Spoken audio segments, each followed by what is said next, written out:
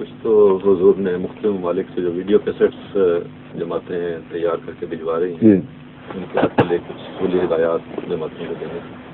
ہاں اس سے پہلے میں لوگوں کو السلام علیکم تو کہہ دوں. کئی لوگوں کے خط آتے ہیں کہ آپ نے بڑی دیر سے ہمیں آنکھوں میں آنکھیں ڈال کے یہ نہیں کہا کہ میں تمہیں دیکھ رہا ہوں السلام علیکم.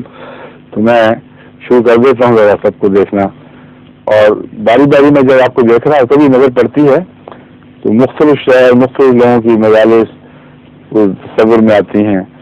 کبھی کراچی ہیں, کراچی کے بہت سے مخلصین تعلق والے گھر والے وہ لوگ ہیں وہ آنکھوں کے سامنے آتے ہیں. کہیں لاہور کے ہیں, کہیں رضا کی جگہ جگہ مجالس لگی ہوئی ہیں.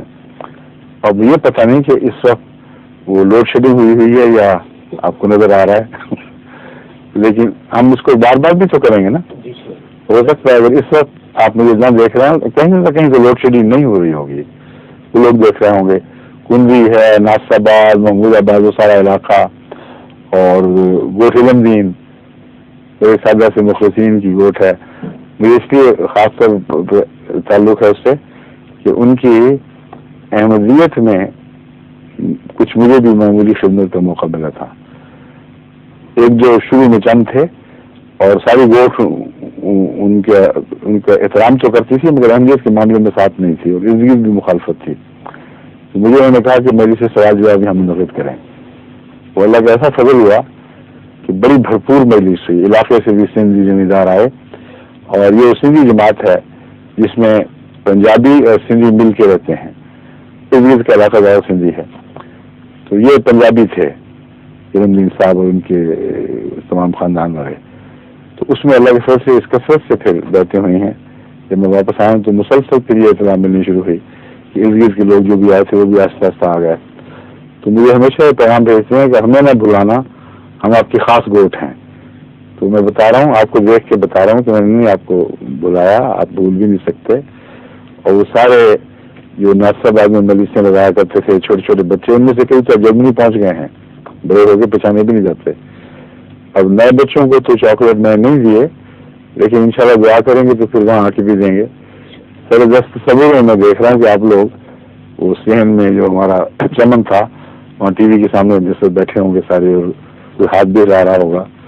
وہاں ایک وفات ہو گئی ہمارے پرانے ماسٹر, دو ایسے وہاں وفات دو آدمیوں کی ہوئی ہے جن کا جس زمانے میں جاتا تھا مجھ سے بہت تعلق تھا.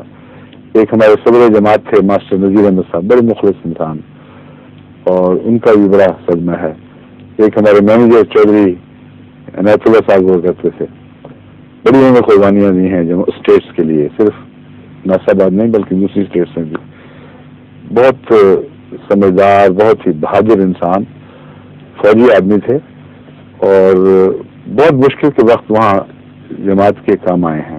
تو ان کا ذکر خیر بھی ضروری ہے. پھر میں کراچی کی مجالس کے بعد یا سندھ کی مجالس میں اور بھی جگہ ہیں, اور نواب شاہ ہے, نواب شاہ میں شہر میں وہ گھر ہیں جہاں آپ منصورہ اور آبدہ وغیرہ ہیں. ان کے اب حاجی عبداللہ صاحب تو فوت ہو گئے ہیں بیچارے مرحوم, وہ بھی بہادر مخلص انسان تھے. اور عبد القادر صاحب رئیس خدا کے فضل سے زندہ ہیں, اللہ ان کو لمبی زندگی عطا فرمائے. سندھی قرآن کریم کے سندھی ترجمے میں انہوں نے بہت محنت کی, اور ہیں بھی بہت قابل آدمی, بہت اچھا سندھی پر عبور ہے ان کو. تو ان کے بچے بھی وغیرہ آبدہ وغیرہ بیٹھے دیکھ رہے ہوں گے. اور ہمارے ڈاکٹر قدیر مشہور شہید کی فیملی ہے, ڈاکٹر عبد القدوس صاحب کی فیملی ہے, عبد الرحیم صاحب ہوا کرتے تھے, وہ ان کی خاندان کا خاندان ہے.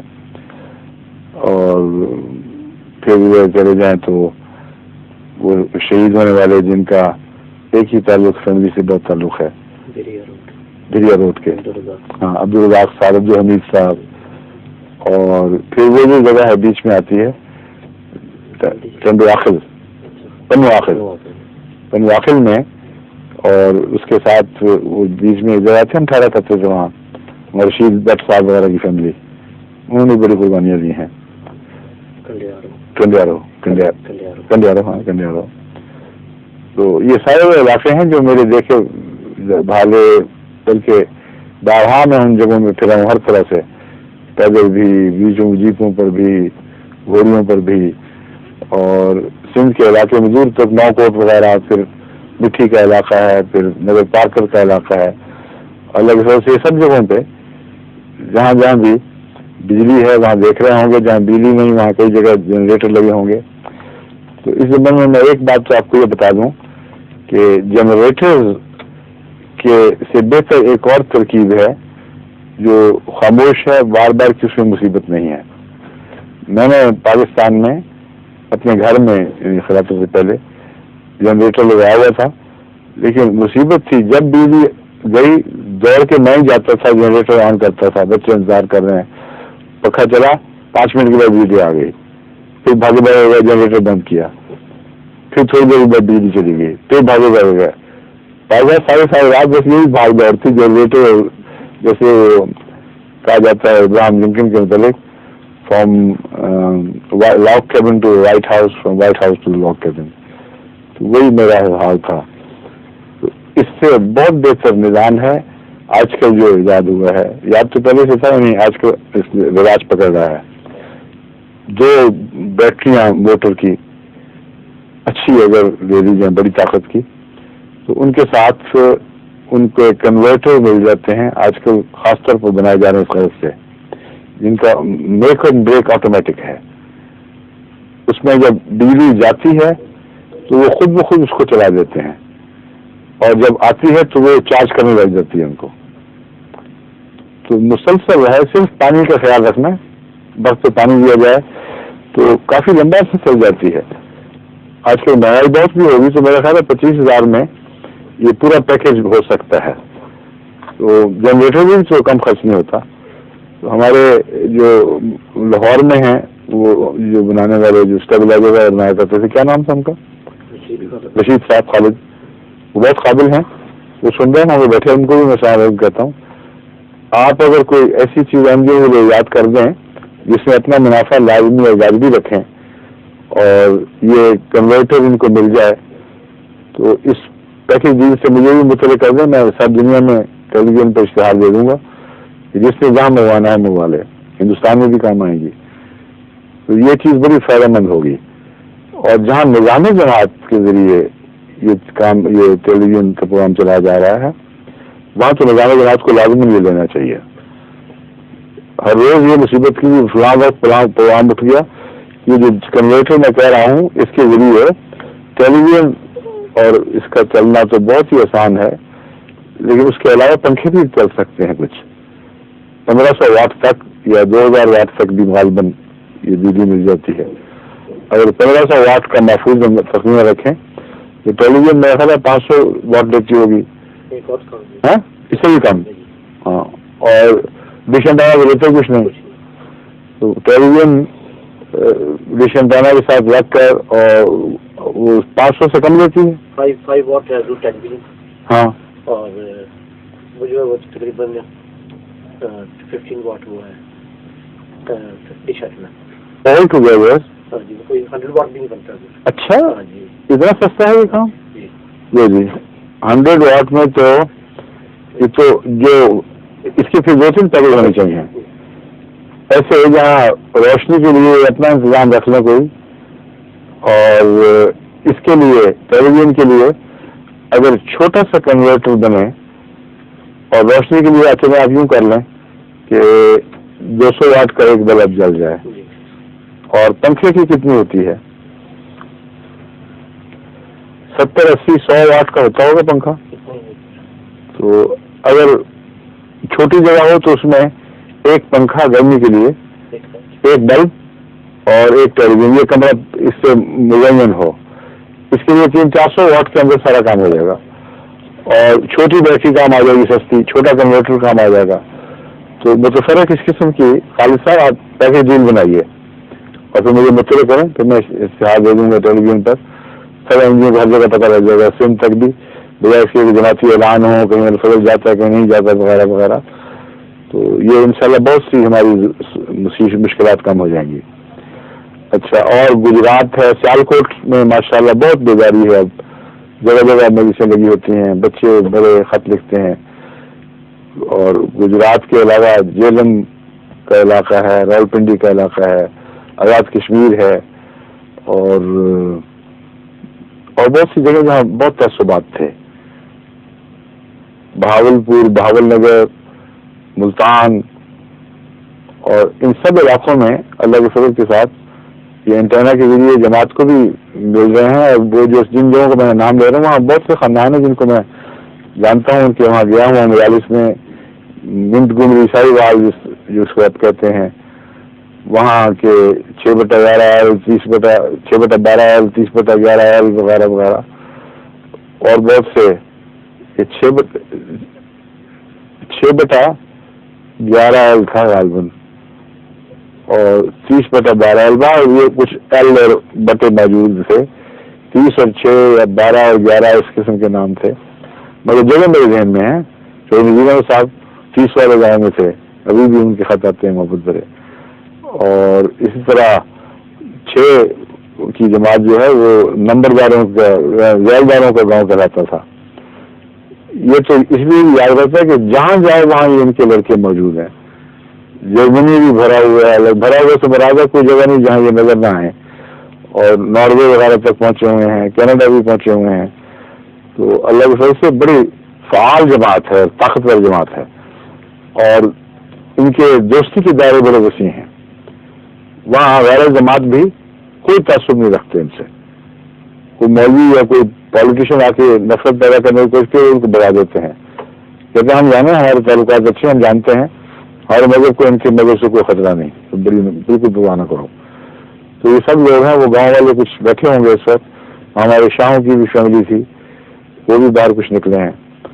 تو گاؤں ذہن میں ہے. پھر ادھر چلے جائے ڈیرہ غازی خان، مظفر گڑھ، بستی رنگا ہے، اور بستی مدرانی ہے.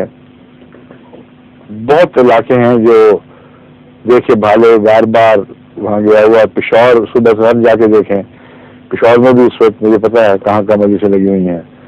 اور اسی طرح مردان ہے، اور بہت سے علاقے ایسے ہیں جہاں خدا کے فضل سے جو کمزوریاں تھیں وہ دور ہو رہی ہیں، نمازوں کی طرف توجہ ہو رہی ہے.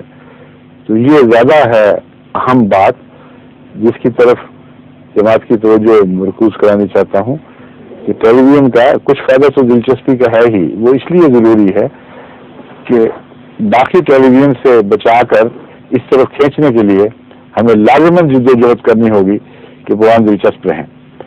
لیکن اس دلچسپی میں لپیٹ کر جو ٹھوس اور دائمی نوعیت کی نصیحتیں کی جاتی ہیں، مثلا قیام نماز وغیرہ، اس سے اگر آپ نے استفادہ نہ کیا تو پھر یہ سارا سلسلہ بیکار ہو جائے گا. اور ایک چیز میں آپ کو بتا رہا ہوں کہ مجھے جو خطوط آ رہے ہیں وہ ہر طرف سے آ رہے ہیں. بنگلہ دیش والے کہیں گے ہمارا نام نہیں لیا، مجھے آپ کا نام میں پہلے لے چکا ہوں میں کئی دفعہ. یہ سندر بن سے لے کر ادھر احمد نگر تک، اور مختلف جماعتیں سلہٹ اور آسام تک، اور پھر ادھر چٹاگانگ اور برہمن بڑیا، اور چٹاگانگ سے آگے کوکسیز بازار ہے، رانگا ماٹھی وغیرہ. تو یہ سارے علاقے وہ ہیں جو اس وقت میرے سامنے ہیں. اور بیک وقت تو نہیں، لیکن کبھی میں نظر ان پر ڈالتا ہوں، کبھی ان پر ڈالتا ہوں، تاکہ آپ کو پتہ لگے کہ میں بھی دیکھ رہا ہوں کچھ، صرف آپ ہی نہیں دیکھ رہے. تو میں آپ کو یہ بتا رہا ہوں کہ ٹیلی ویژن کا جو بنیادی مقصد ہے وہ تربیت ہے. کم ممکن تھا میرے لیے کہ سال میں ایک دفعہ بھی کہیں گھر گھر پہنچ سکتا.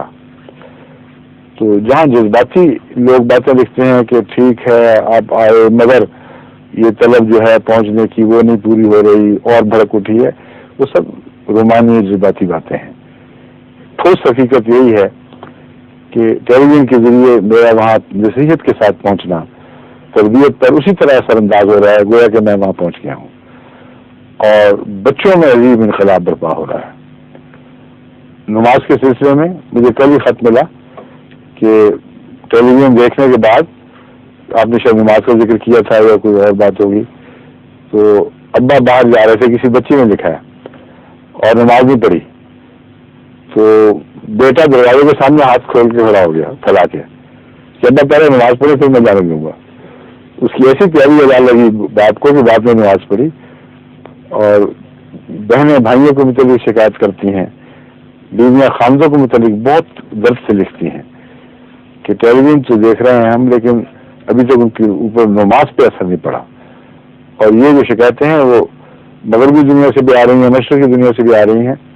اس سے مجھے بھی اندازہ ہو رہا ہے، ان معنوں میں بھی میں آپ کو دیکھ رہا ہوں کہ پہلے جو متفرق پھیلے ہوئے نقائص تھے ان پر میری اس تفصیل سے نظر نہیں تھی جتنی اب ٹیلی ویژن دیکھنے والے میرے بعض خطبات کے حوالے سے مجھے اطلاع پہنچاتے ہیں.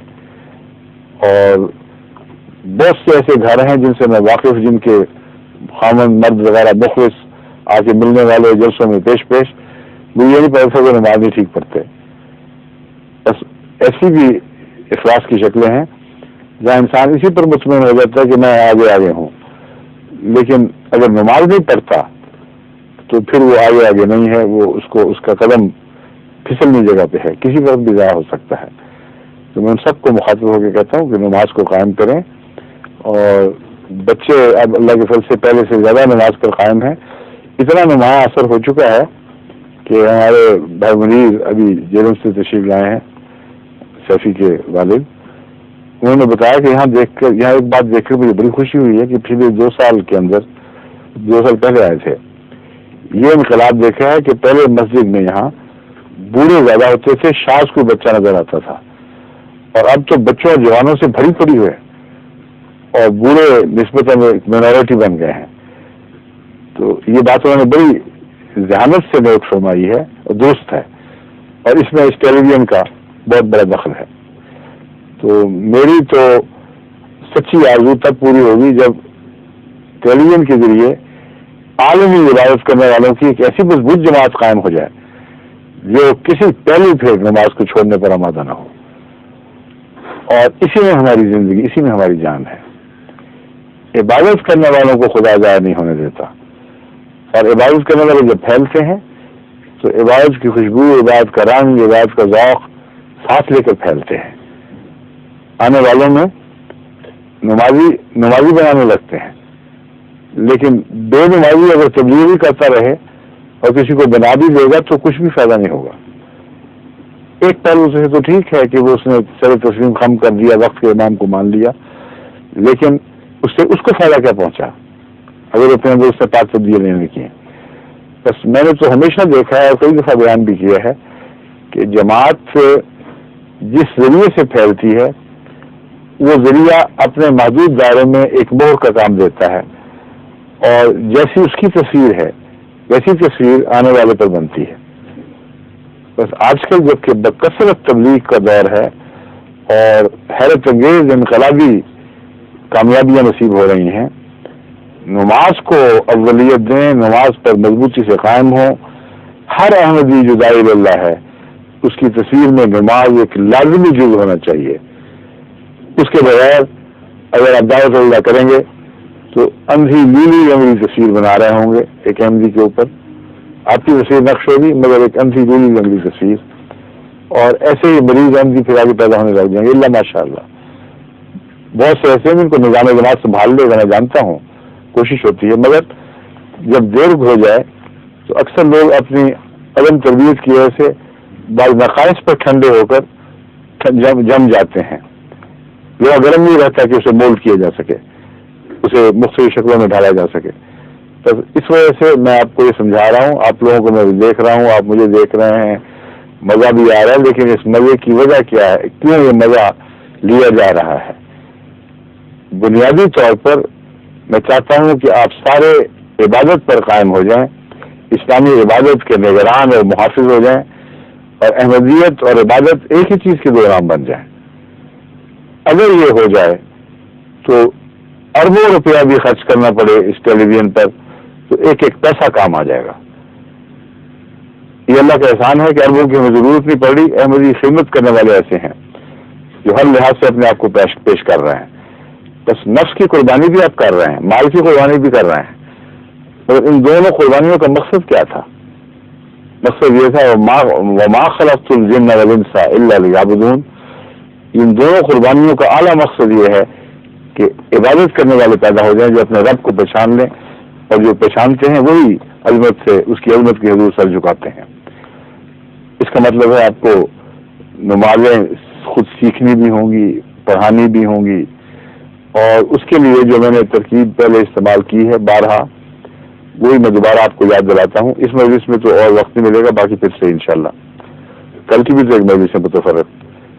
وہ ترکیب یہ ہے کہ ہم نمازی ایسے نمازی پیدا کریں جن کو ہم نماز کے الفاظ بھی عمدگی کے ساتھ ادا کرنے کا سلیقہ سکھاتے ہوئے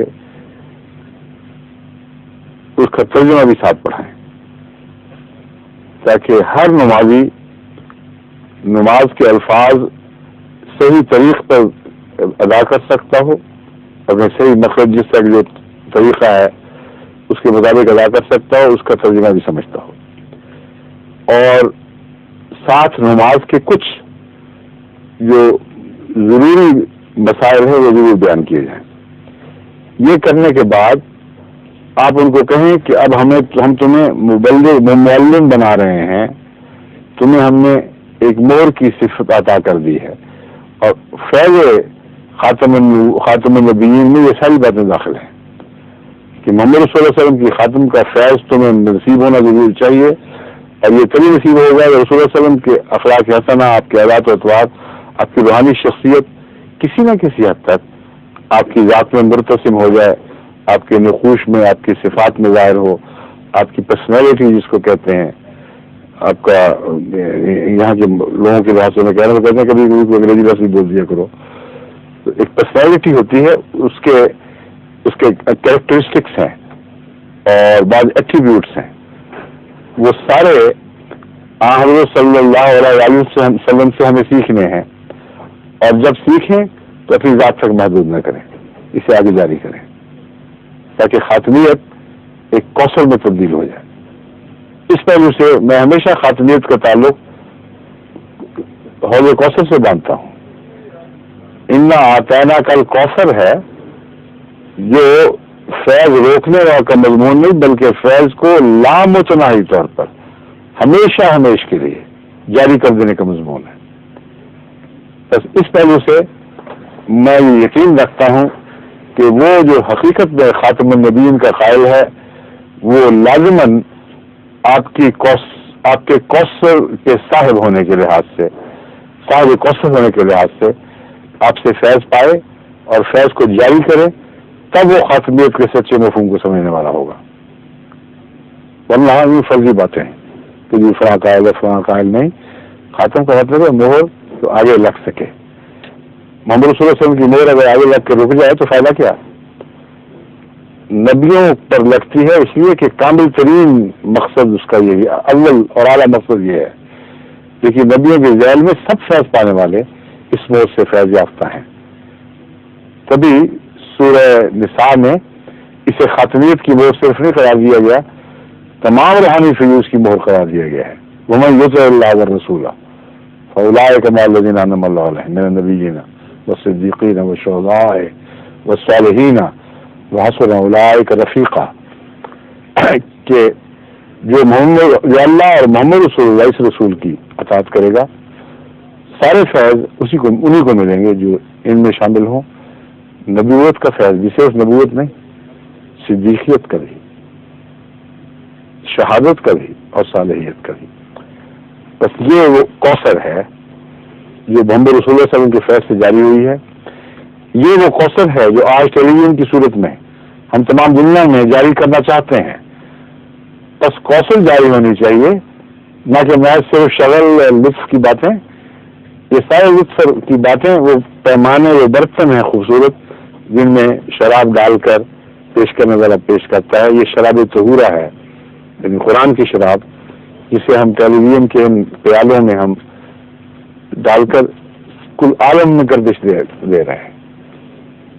الا یا ایھا الساقی ادر قاسم ناولھا. بس آپ کو میں کہتا ہوں یہ تو شراب طہور ہے، یعنی نماز کی شراب ہے، عبادت کی شراب ہے. اس شراب کو خوبصورت پیمانوں میں بھر کر تاکہ کوئی پینے والا انکار نہ کر سکے، اسے سے پلائیں اور لبالب پلائیں اور بار بار پلائیں، یہاں تک کہ 5 وقت اس شراب طیبہ پینے کا عادی بن جائے۔